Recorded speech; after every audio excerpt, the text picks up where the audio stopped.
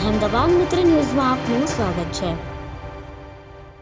વડોદરા જિલ્લાના પાદરા સ્ટેશન વિસ્તારમાં માતાજીના નામે ભોળી જનતાને લૂંટતા એક પાખંડી ભુવાનો વિજ્ઞાન જાથા અંધશ્રદ્ધા અને કુરિવાજોના પર્દાફાશ કરતી એનજીઓ સંસ્થાએ પર્દાફાશ કર્યો છે।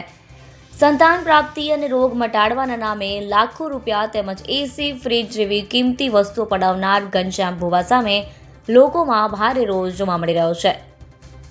લોભ્યા હોય ત્યાં ધોતારા ભૂખે ન મરે તે કહેવત મુજબ આ ભુવો છેલ્લા ઘણા સમયથી અંધશ્રદ્ધાનો ખેલ ખેલતો હતો।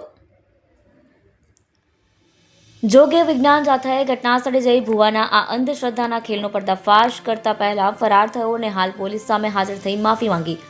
આ ઢોંગી ભુવો ધૂણતા એવો દાવો કરતો હતો કે એવો સમય આવશે કે બેંક લૂંટાઈ જશે પણ ચોર પકડાય નહીં એવું હું મિલડી બોલું છું।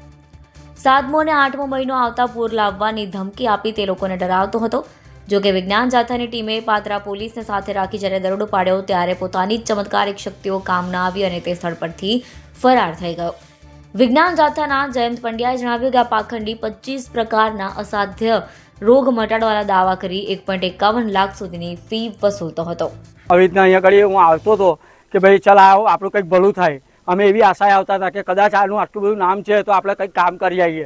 તો મેં આવતો હતો એમના પગે પડતો હતો બધું કરતો હતો તો એક દિવસ એમને ધૂણીને એવું કીધું કે બેટા મને તારો ચાંદીનો ગ્લાસ જોવો છે પ્યાલી માટે દારૂ પીવા।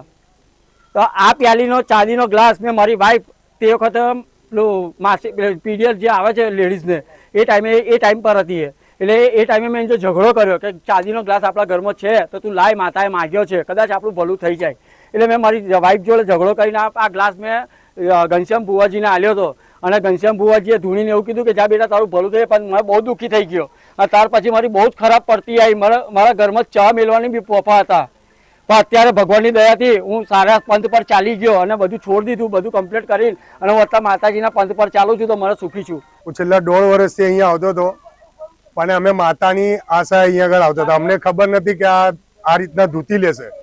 એવાનું મારી ગાડી બી એમને જઈ ડાયરા થતા હતા ત્યાં હું એમને લઈને બી જતો હતો વગર ની પૈસાની આશાએ હું એમની જોડે ફરતો હતો પણ છેલ્લે એવું જાણવા મળ્યું કે આ ભાઈના થોડા ધંધા અવરા છે તો અમને ખબર પડી તો અમે એમને બચાવવા માટે જેમની બબાલ થયેલી એની સાથે અમે એમને વાતચીત કરવા ગયા ત્યાં અમારી ગાડી એમના છોકરાએ ખુદ જાતે તોડી અને પછી એવું કહે છે કે તારી ગાડી તો ફલાણા ભાઈએ તોડી નાખી અને એ ગાડીનો મારી પાસે વિડીયો બી છે કે કોઈ છોકરો ત્યાં ગાડી તોડવા આવ્યો હતો। અહેમદાબાદ મિત્ર ન્યૂઝની યુટ્યુબ ચેનલને સબસ્ક્રાઇબ કરો અને બેલ આઇકોન જરૂરથી દબાવો જેથી દરેક મહત્વના વિડીયોની નોટિફિકેશન તમને મળતી રહે।